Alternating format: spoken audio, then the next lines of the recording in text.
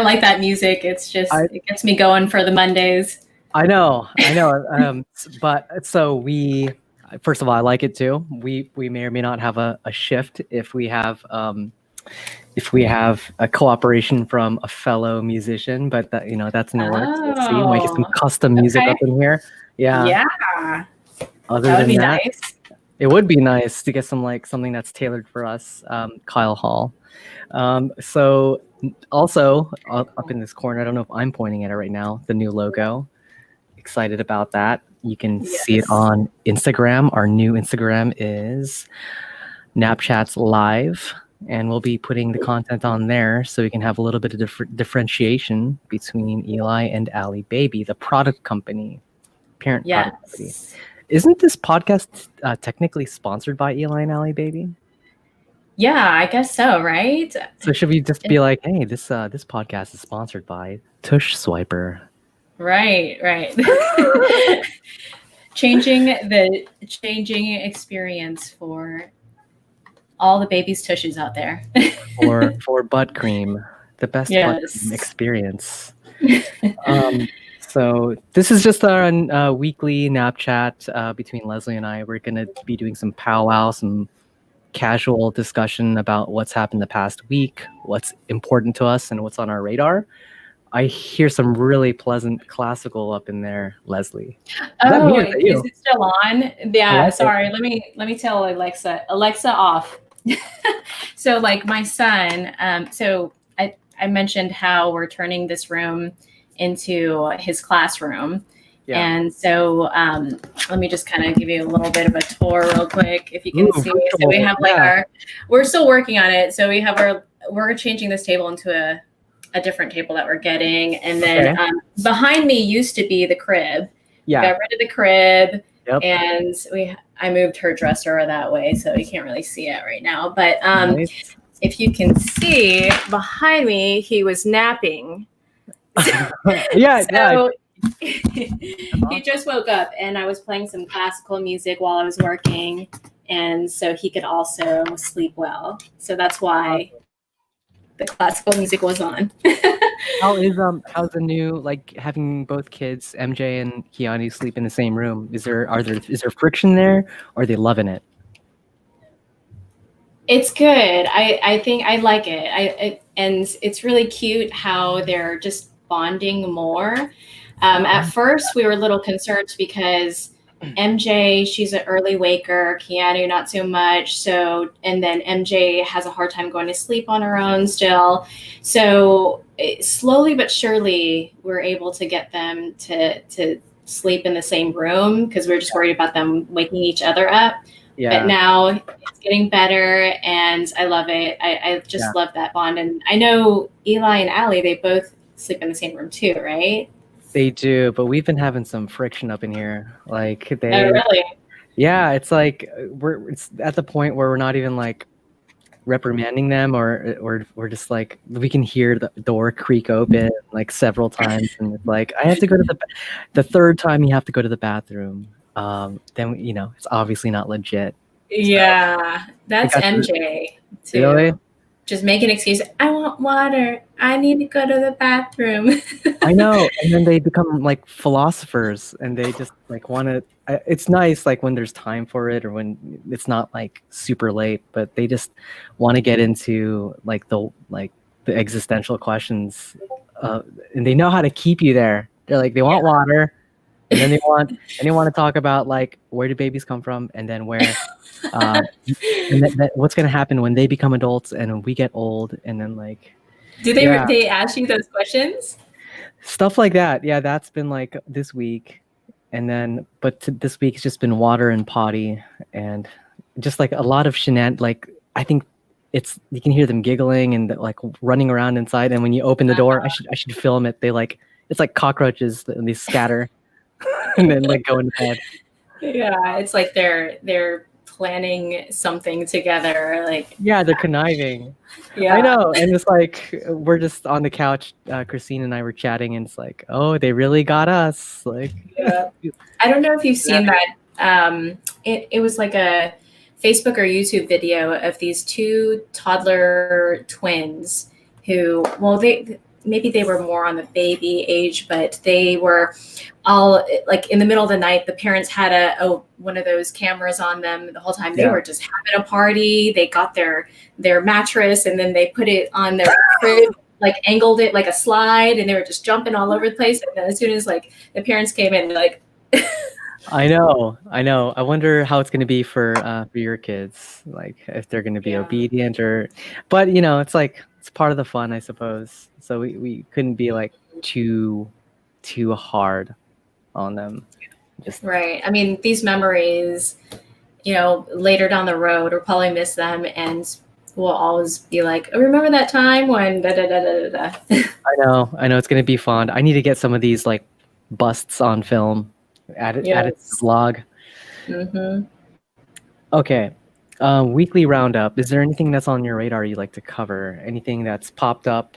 What has your Facebook news algorithm, or what do they think you're interested in? How do they want to piss you off? Yeah. I mean, gosh, it's just for me, just a lot of things on just digital marketing because I've been, looking at stuff like that. So it's like this person trying to sell their services for digital marketing and that, and mostly been seeing things like that. But how about you? Well, the digital marketing thing, well, you've turned into our guru. I know we've had a handful of people try to help us in the past, but thanks for taking the reins on that. In the audience, if you're seeing Eli, well, you're doing a good job. In the audience, if you're seeing Eli and Allie Baby ads, Leslie is behind those. She's the one who's selling to you. We're trying to do it thoughtfully. Yes.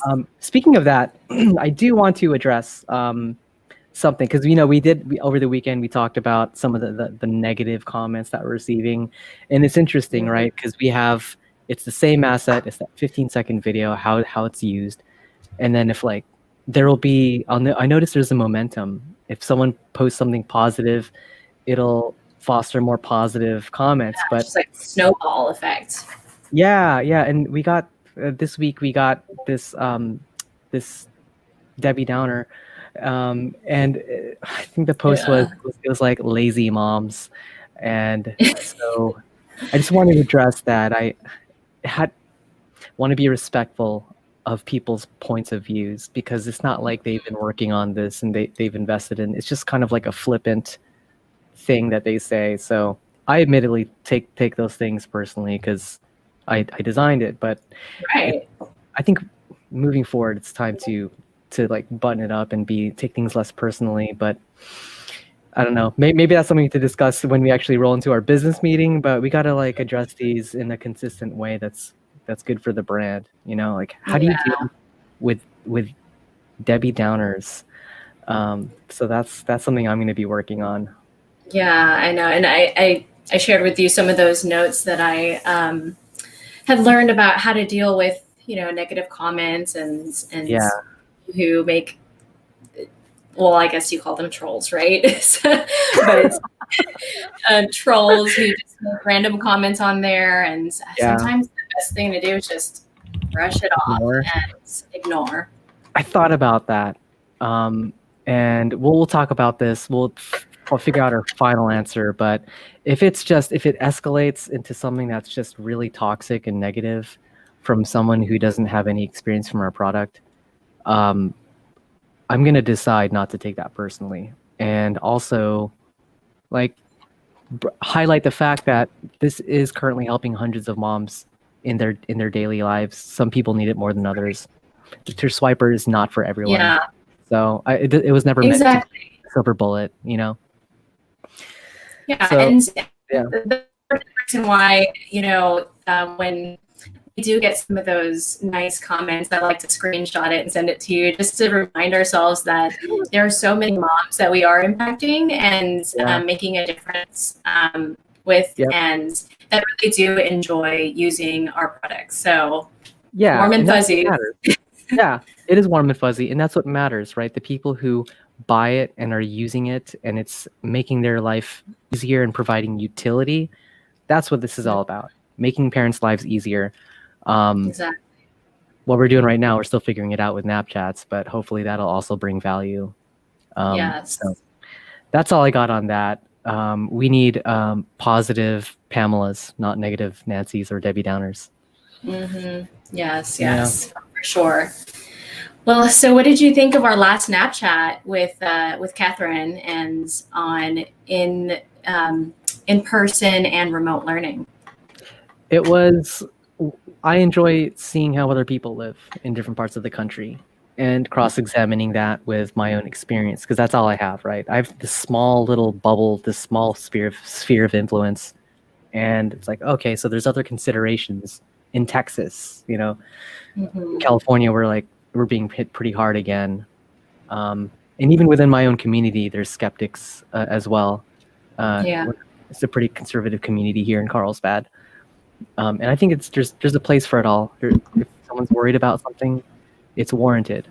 So I never want to be dismissive about something that is important to someone, but I would like to understand the rationale. So to anyone out there, if like, for example, you don't like wearing masks, or I'd like to hear some opposing opinions and challenge those and have you push back on some of the more cautious practices. That would be interesting, right? To get some other perspectives. Yeah, for sure. Would love to hear from y'all. I mean, we see like there are like a certain number of people tuning in, but we don't know who. So if you could make a shout out, just say hi in the live chat. We'd love to hear from you, and have you join in the conversation, because this is not just for just us two. It's for everyone out there, and we love to share information and resources with you all, and just love to hear where you're from, where you're tuning in from. Right. And Mom, please comment. Mom, you can like this. We need we also I want to consider this to be office hours.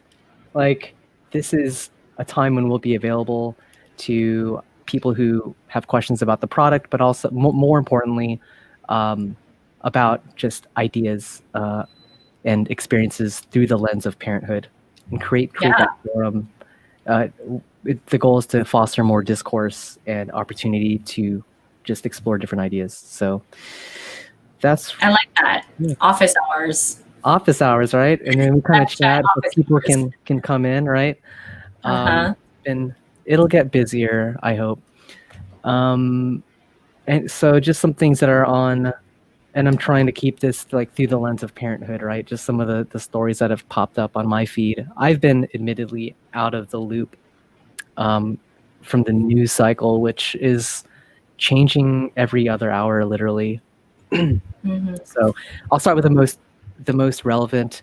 We touched a little bit on pods last week, and these pandemic pods, pandemic teacher pods, and I even put a little Instagram story on the Eli and Allie Baby Instagram feed. Just if there's anybody who knows someone or is like a teacher, a pandemic pod teacher, which is my definition of that is someone who's an educator who has experience with preschool or K through 12, whatever it is, a collective of families pooling their resources and money together to hire a private teacher and sort of create their own small little classroom. And I think that's a great thing. It's a new opportunity for people who've lost teachers and educators who've lost their job because sessions are, a lot of preschools are not in session right now. But there's only only affluent people can really have access to that. And so that's right. So, and then we have this bar that has, I'm assuming it's been lower. I know Catherine in the last episode, she didn't explicitly say that the bar has been lowered, but she did say that they're going to make the online and the in-person experience equal. And I was listening to I forgot who it was. It's the Andrew Yang podcast, but he was talking to someone who has been talking about the college system, and So there's this notion that there's no replacement for in-person class, Right. but the way we've shifted is that we have to replace the class, and so it is being replaced. So it's Mhm. away from that towards we have to do our best right now. And Yeah, no, it's like we are evolving to the current situation. So what was our regular norm is now no longer that, and we are creating this new norm. yeah, and all these virtual experiences are gonna. I think we're in the infancy of virtual learning. We're facing a lot of friction with the college systems. So there was a story in Today Explained, Vox's podcast. They're talking about the cost of tuition staying the same, and you have these campus fees, Mhm. despite not getting to reap the rewards of those campus, those benefits that they're paying for. And it's not like evil university and like poor students, because university they have endowments, and they have a budget, and they have to allocate the budget in a certain way. So it's not just one-sided. They have to survive as well. But what people are learning is that it's is the cost of a college education worth it right now in the pandemic? And that's Right. far from us, right? That's far from us. Our kids are young, but what implications is that? What kind of ripple effects is that gonna have as our kids graduate into higher and higher levels of education? So I don't know if you had any thoughts about. I know it's super far out and it's college, but what about preschool and just other Yeah, K-12? yeah, How are for we going to sure. manage I that? mean, the quality of, yeah, sorry, it's, Hello?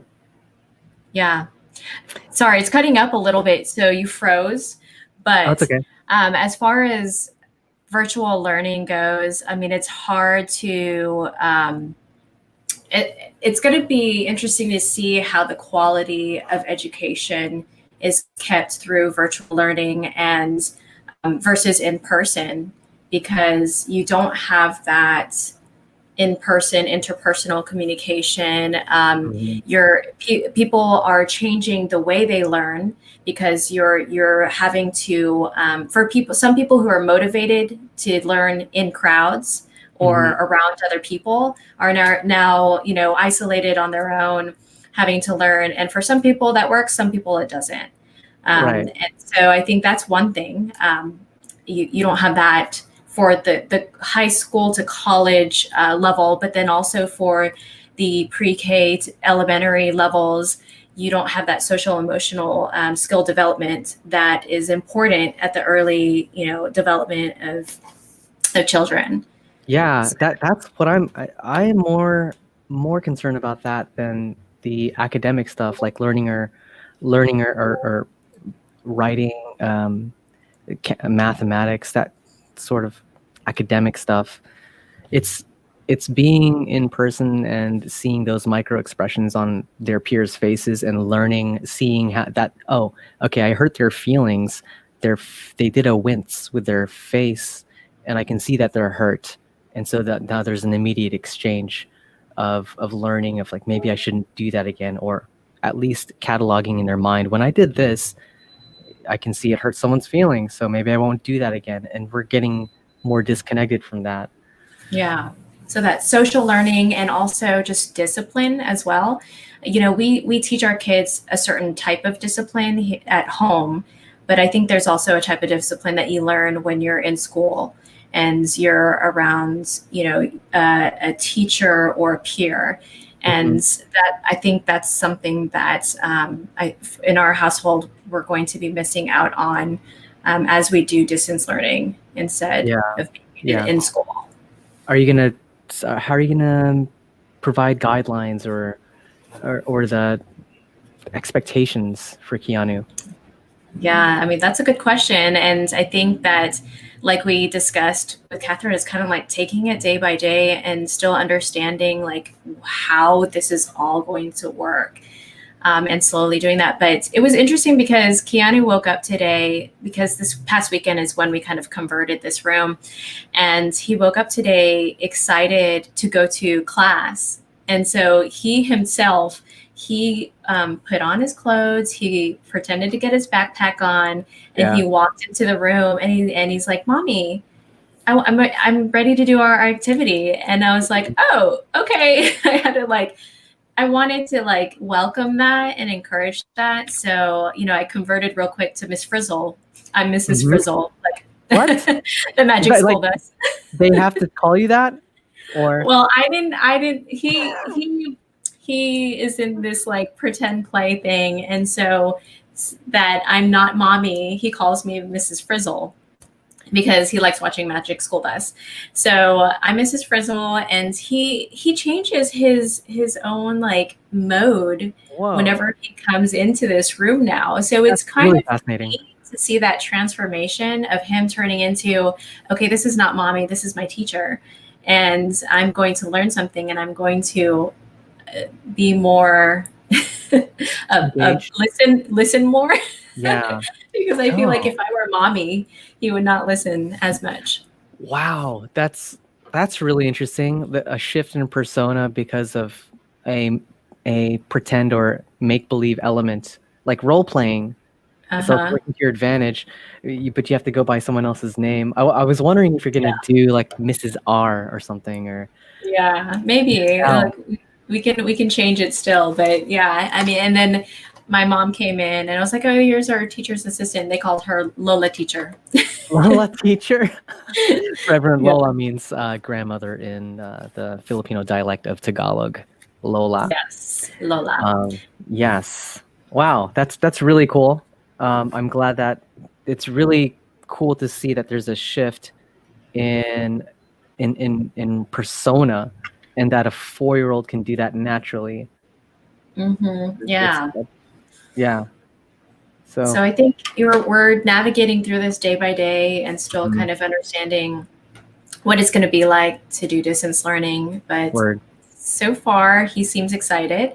Yeah. And he mentioned, oh, I'm excited for school and to meet new friends. And I'm wondering if he knows that's going to be virtually and not in person. But is he going to have a virtual interaction through webcam with peers? I think so. I think, I mean, we're going to be Zooming with the classroom. So he'll get to meet some of his classmates via distance learning. That's valuable. We had that with Elijah with his forest school when the pandemic first hit America, when the shutdown first hit middle of March. And it was 30 minutes. It was like 8:30 in the morning for 30 minutes. And they were engaging. They did story time, and they were interacting with each other. It was better than nothing. And it gave us a little bit of time for mommy and daddy to do some emails, or just gather our thoughts and find our bearings for the beginning of the day. So I'm sure it's a service, but there's got to be someone who's like really gonna master this virtual like pod nanny thing. Like, for parents who want quality, engaged, thoughtful, mindful attentiveness and presence from an adult educator, and mix that with cross-pollination with other peers of the same age. Like, there's got to be a best version of that right now, or whoever. I want to, if anyone knows who that is, I'd love to learn more about that. Yeah, I mean, and I heard, and I actually like just searched on Facebook for some homeschool pandemic pods, and there's actually Facebook groups that are forming to help support parents and families who are looking for homeschool teachers. And looking to form those pods. So it seems like those resources are developing and people are adapting. And just like how with hand sanitizer, right? There's like a scarcity of hand sanitizer and face masks, but then now all these like new companies and entrepreneurs are just creating a business to provide that need. So the same thing that's happening with pandemic pods is that there are teachers and people maybe who are aspire to be teachers, maybe substitute teachers, who are creating those pods between the families that are in need of that. Yeah, see a need, fill a need, right? That's kind of our philosophy too. It's starting with a tear swiper. Yeah, that's great. Yeah, humans are really adaptable, but that's kind of our downfall too, because since humans are so adaptable, one thing we learned in design school is that they don't necessarily know what they want or what can help them in terms of a product. So you really have to search and observe beyond what is immediately expressed. So because they can adapt to really suboptimal products and services, and then they get used to that, and that's kind of what they expect, and it sets a bar, and it sets this complacency on both the service and product provider and also the consumer side too, until someone comes in with an innovative or revolutionary idea, like these educators, these online educators who are popping up with quality education and engagement that far surpasses the old methodologies of K through 12 or even university learning at a fraction of the price. So we're seeing a lot of these institutions being challenged right now and undercut by higher quality providers. I think it's going to be, we have the opportunity to have a golden age, I think, in terms of education and quality. I'm optimistic about it. Yeah. I think that there's going to be, I see the good side of it, but there's also going to be the pros and cons, right? And just like going back to that, the social emotional aspect and being able to be have that social interaction with people around you. That's what you're going to be missing because you do have your pod and a couple of people, but I feel like being around different people and different personalities is what's going to teach you some valuable lessons in life and form you as a person. Yeah, people are social beings, right? And so are our evolutionary ancestors. We're tribal, and that can be to our detriment, but also it's a part of like our societal makeup to be so communal and reliant on like human interaction. It's a part of what makes us feel whole and satisfied and a contributor to society. So I don't know how we're going to solve that deficit right now, since we just can't be physically close to each other. We're trying our best though. So there's this, have you heard of Minecraft? Yes. Yeah, I have not played it. I watched my niece play it, and it was really interesting because I thought it was just this silly game, but you can create your own world. And you can create your environment and objects and houses and like whatever it's like digital Legos basically. And so is this like the modern day Sims? It's like a low resolution Sims, I suppose. I don't play either, admittedly, but it's like a simulate. It's another world that you can just build, and people like it's low res and it's not like beautifully rendered or anything. It's super basic, but the freedom I think is where it's at.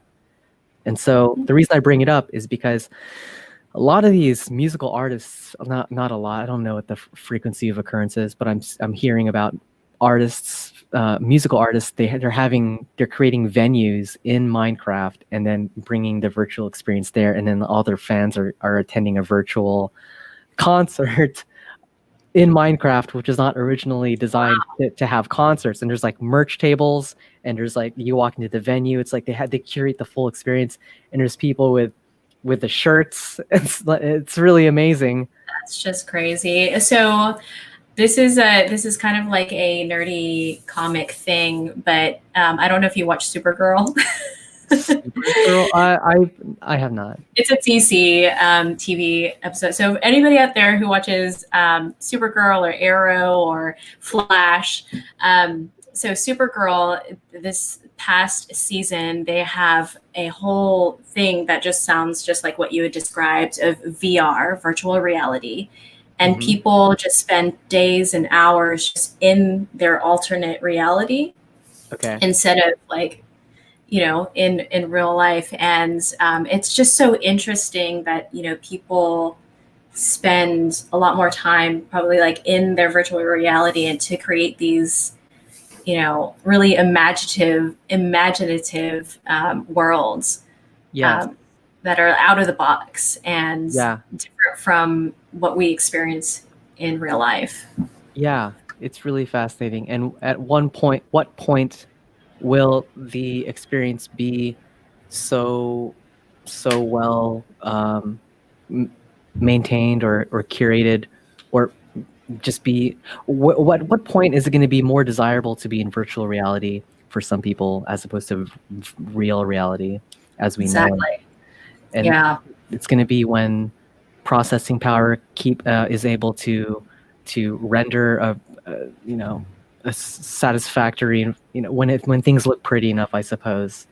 That, and that being able to, if you can actually eat eat and breathe in virtual reality, because that's not possible, or even go to the restroom.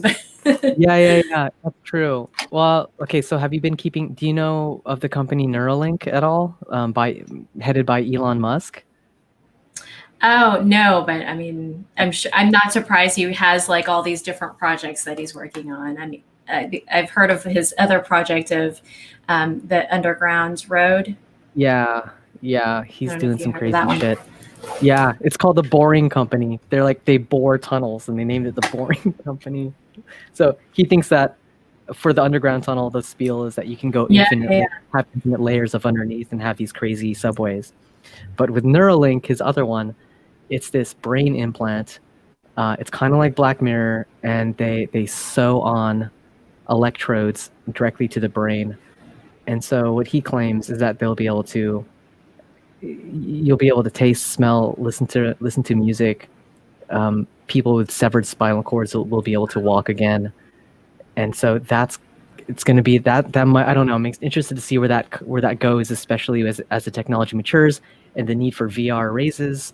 If the pandemic is still a thing, or if, people get used to it and they decide, hey, I want to participate in something virtual rather than real.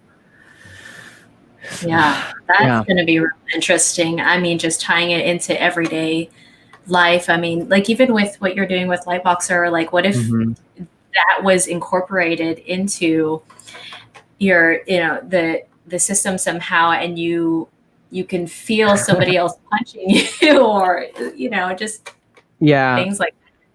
I'm not at liberty to say right now, but there may or may not be something along the lines of what you're talking about, virtually. Okay. So stay tuned.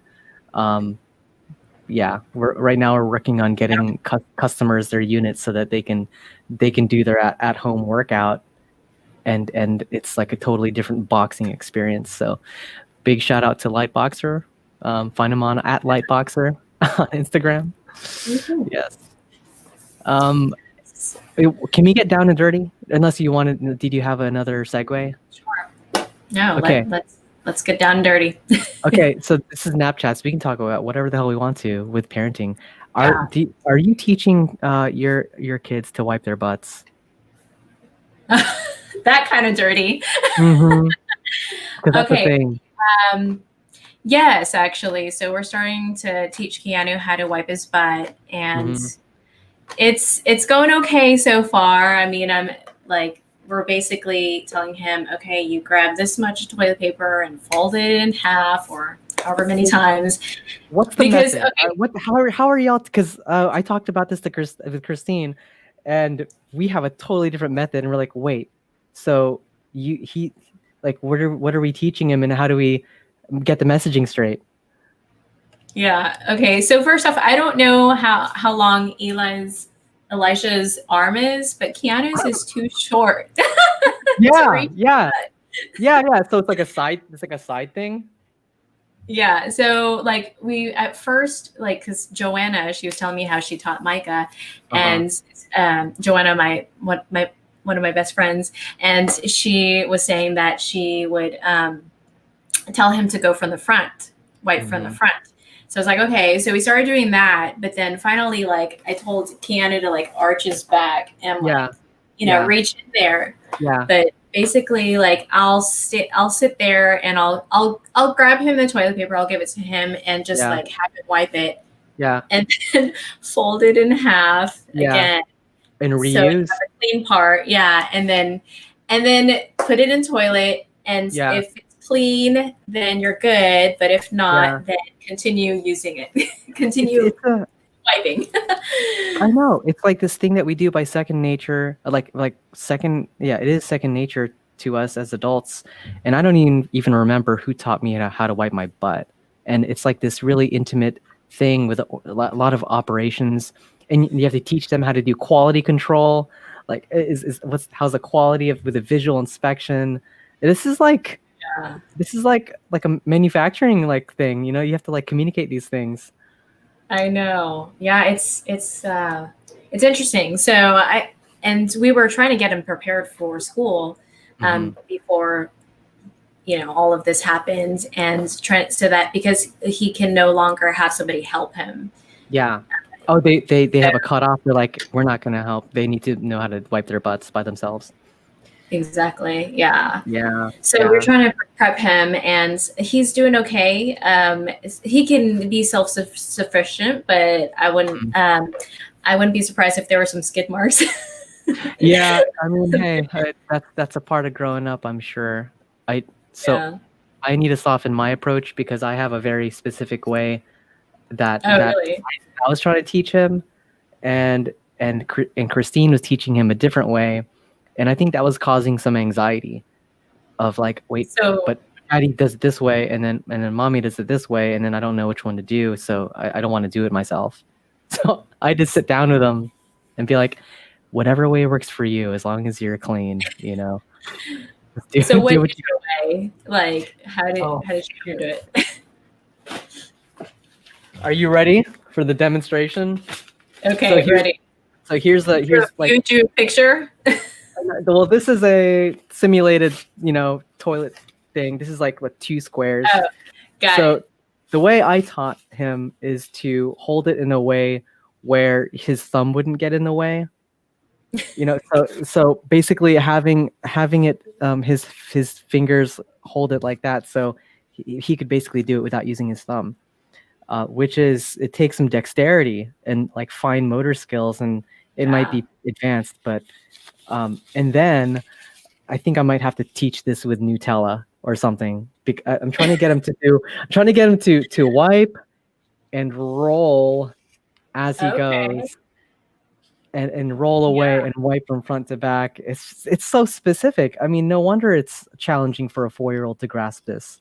Yeah, and to really get in there too, because like it's one thing to just like wipe your butt, but it's another thing to like really get in that crevice.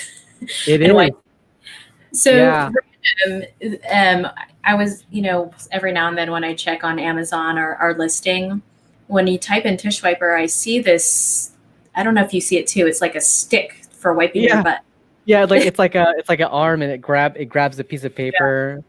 I know, I've seen that too, and it crossed my mind for maybe a split second. Like, is there a baby version of this? Yes. But I don't know. I don't know if a lot of you out there think it needs to exist. Let us know. I don't want to create shit that doesn't need to exist. Right. Exactly. Yeah. Okay. So I'll keep you updated on that. He's practicing. He's getting better. What else? Is there anything else of interest? Well, for anybody watching right now, if you have anything of interest, let us know, or just give us a shout. Let us know who's watching, and we'd love to hear where you're tuning in from. And how you're teaching your kids how to wipe their butts specifically. Yes. Like, there's got to be a better way. There's got to be a lot of different methods, and of course, there's the Filipino version of tabo, where you basically use a cup to wash off your butt. Yeah, I feel like it's not palatable for the Western audience. It's the bidet. I'm getting sold bidets on Instagram. Yeah. And I feel like it's bad targeting. They should know better that based on my demographic, I'm not going to use the bidet. So Get your AI better, Instagram. So my dad actually installed a bidet in his house, and then also George, my brother, and they like it, and it helped the kids whenever they were growing up. I see that somebody gave us a laughing face, Shonda. Yeah, I know. This is funny conversation. It's a touchy subject. In Japan, they had bidets for days. Bidets for days. Every toilet. Bidets for days. And I was like studying them. I was like, I saw a picture of it like coming out. I was like, how does it work? And it actually pushes out this like little wand and it sprays upwards, and it just sounds like it's a lot of stuff to clean. I don't know. It sounds too much. Do you guys have a bidet? We don't, but my dad was trying to like push it on say like, you should get one. You should get one. Like the kids like using it whenever they're at our house and everything. Yeah. I mean, I've tried it out before. Yeah. Right. But you haven't bought one, so it's not convincing. Yeah. So I feel like I'm done with this wiping butts part. I'll keep you updated. Uh-oh. Sorry. Give me a second. I'm having some technical difficulties over here. Okay. I can still hear you and see you. You're sounding like a robot in my headphones right now. Okay. Am I okay? Okay. No? Yeah? Good. We're better now. Yes. We're better now. Okay. Great. Other than that, I guess the last thing I want to mention is like this, just because I feel passionate about it. This whole postponing the election thing. And like, I'm trying to like, I'm reaching for this way to tie it into being a parent, and I can't really, but so it's an open platform. Yeah. Well, I'm a parent and you're a parent, so we can talk about this. Yes, exactly. And so I got permission from my brother to mention this, like for other reasons that other logical reasons. My brother Albert, he's shifting in the way that he's perceiving the current administration, and I just want to give a little shout out to Albert. I'm really proud, not because you've changed the way of thinking and that you're thinking the way I'm thinking. It's not that at all. It's just I think it's the ability to change one's mind that I'm really interested in. And again, I don't know the name of the podcast, but there's a podcast dedicated specifically to times when people have changed their mind on a very strong topic. And so I'm also really interested, what does it take to change someone's mind? At what point? And I'm still trying to see what the threshold is for some of our Filipino elders, because that's just a group that I happen to have access to right now, and they seem to be very steadfast in the support. And so I'm wondering, what will it take to dissuade or have a change? So I don't know if you have anything to contribute about that, but I tend to like aim it back towards the grandkids. I'm like, I see a disadvantage for your grandchildren's future if there is an authoritarian regime that has decision-making power, and it's not. I don't think it's sticking. Yeah, I think what's interesting is that you mentioned the elder generation, and I don't know if there's like a majority of the elder generation that they sway one way or the other, but my parents, they definitely feel passionate about their views, and are you able to find common ground? Sorry to interrupt. Are you harmonious? yes and no. So like they always send they seem to send videos a lot to um, our family thread Yeah. and of their views, which I know that our entire family, they don't all sit on the same view. Yeah. So I'm like, in my mind, I'm like, you need to be more conscious of what you're sending out to the Hmm. family thread because not everybody feels that same way. Yeah. Yeah, I have a strong feeling on that too, and I, I don't think we can fault them, because and even me, an individual, if an individual partakes in social media, um, they are fed what's the algorithm perceives as sensational or attractive, whether it'll piss you off or woo you. And so it creates right. this perception that what you're being fed is a accurate It's representation true. of what's happening and the frequency of what's happening. And so these wedge issues and topics that piss people off end up being disproportionately represented. And so Yeah, there's a good chance that they think that a lot of the people shared that sentiment. So I think it's a exactly. huge Yeah, and problem with Facebook. I think that's a really good point because we know about this whole algorithm thing going on with Hmm. Facebook because we are in more, into technology and understanding of what's going on. But the elder generation, they do not. And It's they just delightful. Yeah. they're used to traditional marketing methods Hmm. that, it's all the news that they're getting. But Hmm. because they're probably searching for one thing, it's showing them articles and ads Perpetuating. on the same thing. And Yes. like you said, it's creating that maybe false reality or truth. Um, but in their minds, they're like, well, I'm seeing a lot of this, so this Yeah. must be right. Right. And don't get me wrong. I also believe that what's being shown to me is not an accurate representation of reality.